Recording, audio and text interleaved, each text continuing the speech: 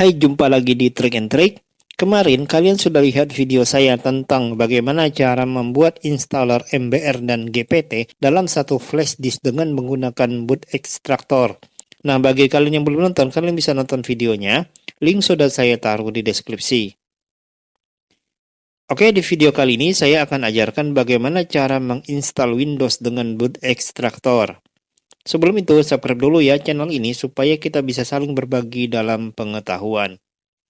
Pertama-tama, tentunya kalian harus masuk dulu ke BIOS dengan cara menekan cepat dan berulang tombol Del atau tombol F2 sesuai dengan tipe BIOS kalian.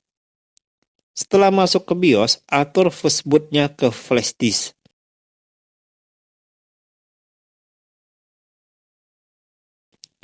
Dan atur juga hard drive priority-nya ke flash disk.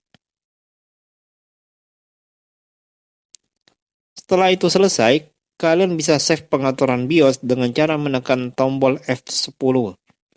Jika sudah tampil menu seperti ini, pilih Install Windows from ISO. Lalu pilih HD1 MS-DOS 1 ini. Kemudian pilih IEO. Setelah itu, pilih Files. Lanjut, pilih Win Setup. Nah, kalian boleh pilih Windows mana saja yang mau kalian install. Saya pilih Windows 7 karena saya mau install ini. Setelah itu, biarkan dia berproses sampai tampil ke menu install.